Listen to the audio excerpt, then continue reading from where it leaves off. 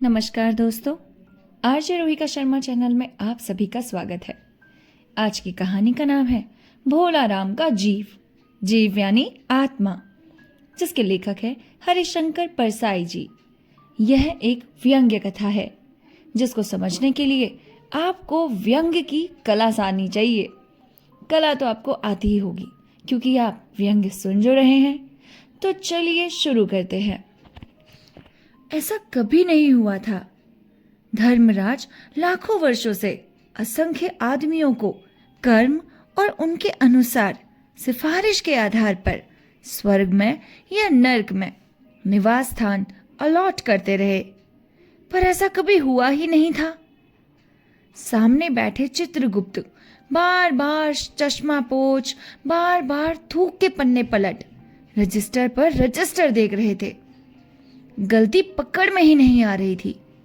आखिर उन्होंने खींचकर रजिस्टर इतने जोर से बंद किया कि मक्खी चपेट में आ गई।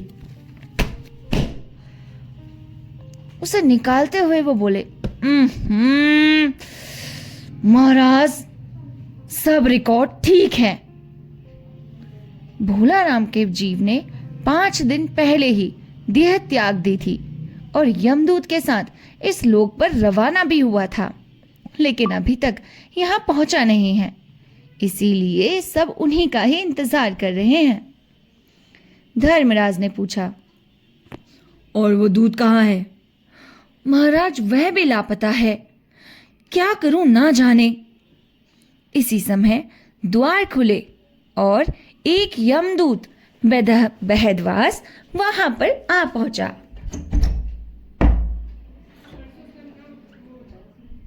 महाराज की जय हो। महाराज। जैसे ही वो आया, उनका मौलिक कुरूप चेहरा परिश्रम, परेशानी और भय के कारण और भी विकृत हो चुका था। उसे देखते ही चित्रगुप्त चिल्ला उठे, अरे तू कहाँ रहा इतने दिन? भोला राम का जीव कहाँ है? यमदूत हाथ जोड़कर बोला, दया निधान, मैं कैसे बतलाऊं कि क्या हो गया है। आज तक मैंने धोखा नहीं खाया था, पर भोला राम का जीव मुझे चकमा दे गया। 5 दिन पहले जब जीव को और इस लोक यात्रा की मैंने आरंभ किया था, तो नगर के बाहर जैसे ही मैं उसे लेकर एक तीव्र वायु तरंग पर सवार हुआ, त्यों ही वह मेरी चुंगल से छूटकर ना जाने कहाँ गायब हो गया। इन 5 दिनों में मैंने सारा ब्रह्मांड छान मारा, पर उसका कहीं भी पता नहीं चला। अब तक धर्मराज को गुस्सा आ चुका था और वह क्रोध से बोले, मूर्ख, जीवों को लाते लाते बूढ़ा हो गया है, फिर भी एक मामूली बूढ़े आदमी के जीव ने तुझे चकमा दे दिया। दूत ने सर झुकाकर कहा, महाराज, मेरी सावधानी में बिल्कुल कसर नहीं थी। मेरे इन अभ्यस्त हाथों से अच्छे अच्छे वकील भी नहीं छूट सके, पर इस बार तो कोई इंद्रजाल ही हो गया। महाराज, मुझे क्षमा करे महाराज, क्षमा करे। चित्रगुप्त ने कहा, महाराज, आजकल पृथ्वी पर इस प्रकार का व्यापार बहुत चल रहा है। लोग दोस्तों को कुछ चीज भेजते हैं और उसे रास्ते में ही रेलवे वाले उड़ा लेते हैं। होजरी के पार्सलों के मोजे रेलवे अफसर पहनते हैं। मालगाड़ी के डब्बे रास्ते में कट जाते हैं। एक बात और हो रही है, इधर आइए। राजनैतिक दलों के नेता विरोधी नेता को उड़ाकर बंद कर लेते हैं। कहीं भोला राम के जीव को भी तो किसी विरोधी ने मरने के बाद खराबी करने के लिए उड़ा तो नहीं दिया? सोचिए सोचिए, हो सकता है। धर्मराज ने व्यंग्य से चित्रगुप्त की ओर देखते हुए कहा, तुम्हारी भी रिटायर होने की उम्र आ गई है। भला भोला राम जैसे नगण्य दीन आदमी से अरे किसी को क्या लेना देना। इतना गरीब है वो, उसको उड़ा डाला, बेवकूफ। इसी समय कहीं से घूमते घूमते नारद मुनि यहां आ गए। नारायण नारायण। धर्मराज को गुमसुम बैठे देख बोले, धर्मराज कैसे चिंतित बैठे हैं? क्या नरक में निवास स्थान की समस्या अभी हल नहीं हुई? हाँ? नारायण नारायण। धर्मराज ने कहा, हाँ, वह समस्या तो कब की हल हो गई है मुनिवर। नरक में पिछले सालों में बड़े गुड़ी कारीगर आ गए हैं। कई इमारतों के ठेकेदार हैं जिन्होंने पूरे पैसे लेकर रद्दी इमारतें बनाई हैं। हाँ, बड़े बड़े इंजीनियर भी आ गए जिन्होंने ठेकेदारों के साथ मिलकर पंचवर्षीय योजनाओं का पैसा खाया है।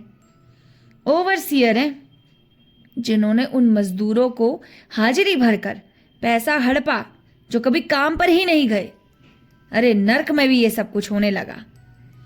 इन्होंने बहुत जल्दी नरक में कई इमारतें तान दी हैं। यह समस्या तो हल हो गई, पर एक बड़ी विकट उलझन में आ गए हैं। क्या करे समझ नहीं आता। नारायण नारायण।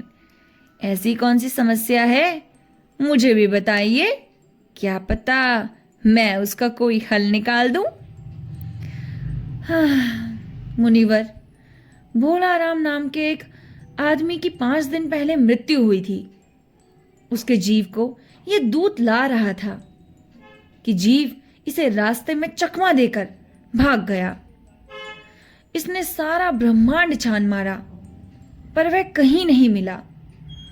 अगर ऐसा होने लगे तो पाप पुण्य का भेद ही मिट जाएगा, कुछ रहेगा ही नहीं। नारायण नारायण।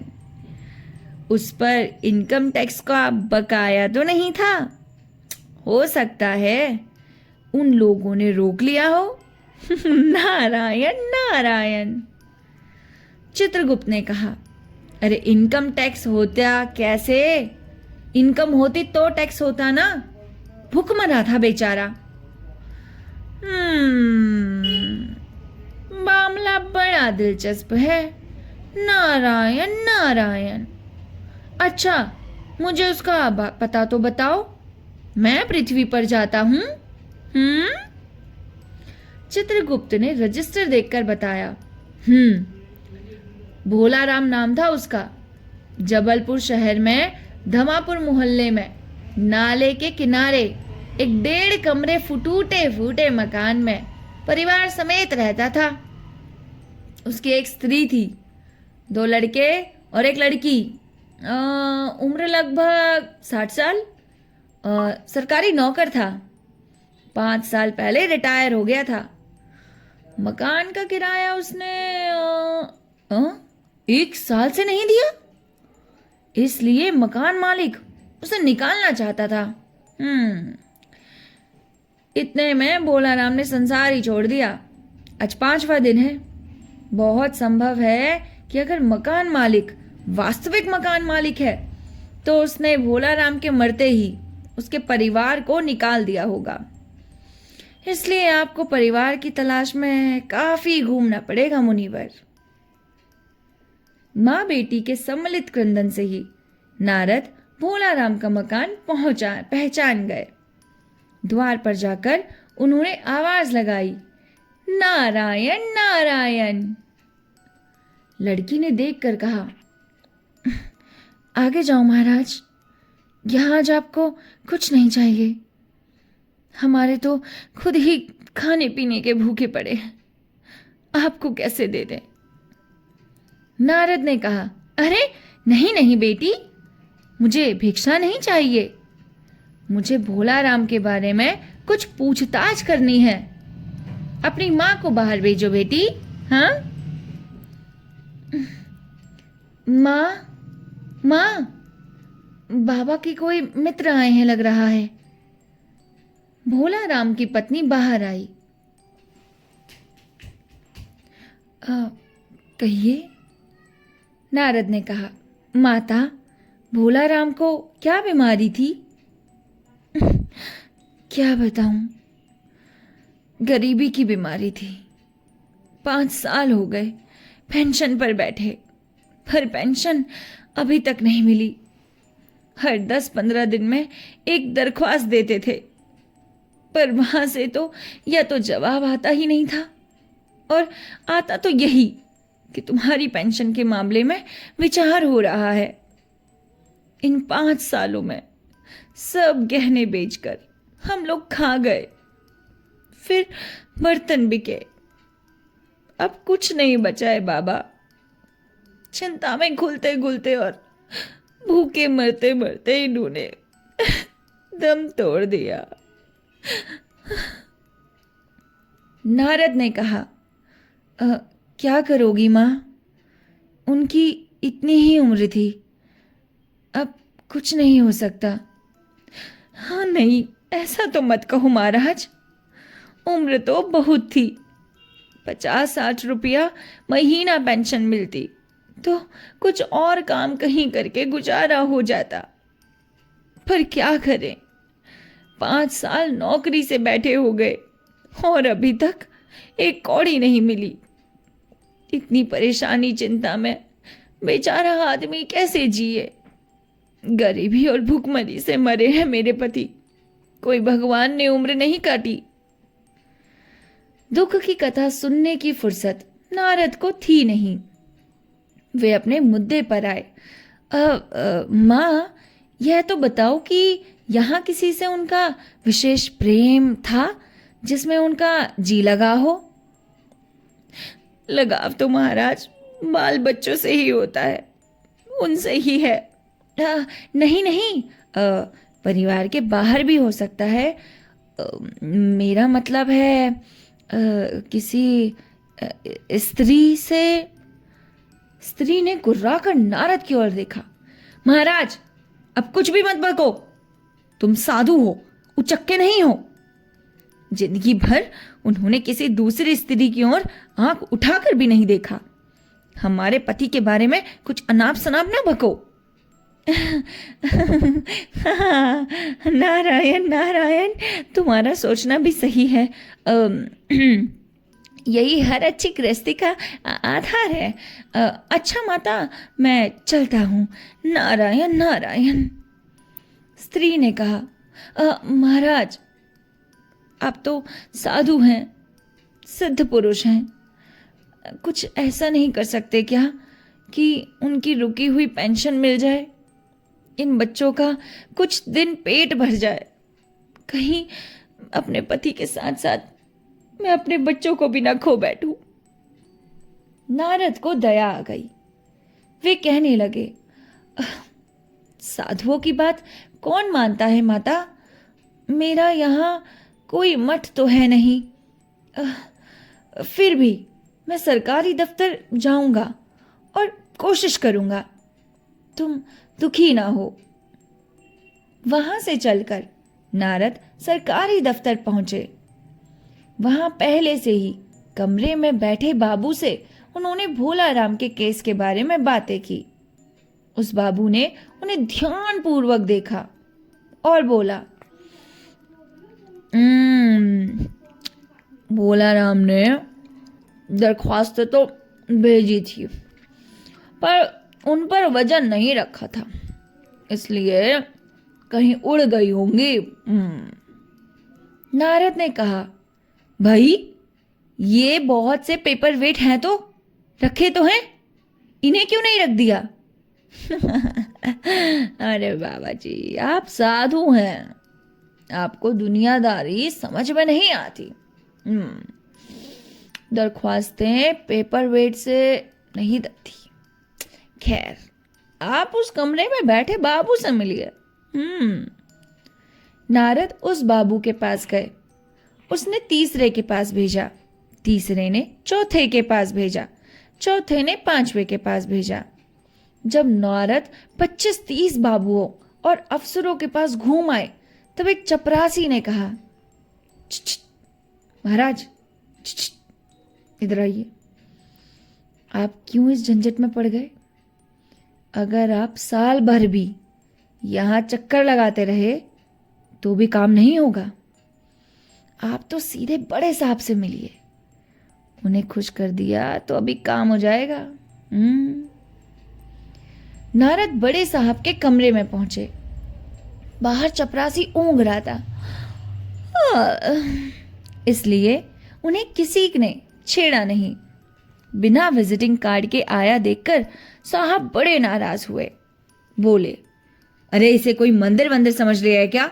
धड़धड़ाते चले आ गए, चिट क्यों नहीं भेजी?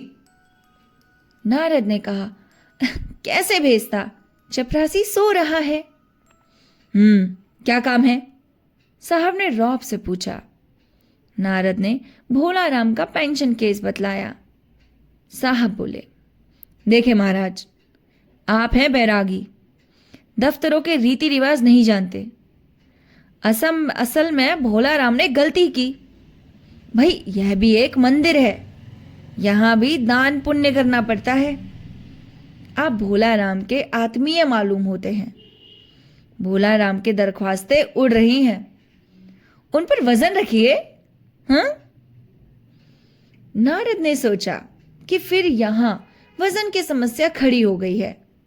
साहब बोले, भाई सरकारी पैसे का मामला है, पेंशन का केस 20 दफ्तर में जाता है, देर लग ही जाती है। 20 बार एक ही बात को 20 जगह लिखना पड़ता है, तब पक्की होती है। जितनी पेंशन मिलती है उतने की स्टेशनरी लग जाती है। हाँ जल्दी भी हो सकती है, मगर मगर क्या? नारायण नारायण, साहब ने कुटिल मुस्कान के साथ कहा। मगर वजन चाहिए। आप समझे नहीं महाराज, जैसे आपकी ये सुंदर वीणा है, इसका भी वजन भोला राम के दरख्वास्त पर रखा जा सकता है। मेरी लड़की गाना बजाना सीखती है, ये मैं उसे दे दूंगा। साधु संतों की वीणा से तो अच्छे स्वर निकलते हैं, इसे रख दीजिए। नारद ने अपनी वीणा छीनते देखकर थोड़ी सी घबराहट में आना शुरू कर दिया। वो जरा घबराए, फिर संभल कर उन्होंने वीणा टेबल पर रखकर कहा, यह लीजिए, अब जरा जल्दी उसकी पेंशन ऑर्डर निकाल दीजिए। साहब ने प्रसन्नता से उन्हें कुर्सी दी। अरे बैठिए महाराज, बैठिए। वीणा को एक कोने में रखा और घंटी बजाई। चपरासी हाजिर हुआ। साहब ने हुक्म दिया, बड़े बाबू से भोला राम के केस की फाइल ले आओ। उनसे कहना भोला राम के सारे फाइल लेके आए।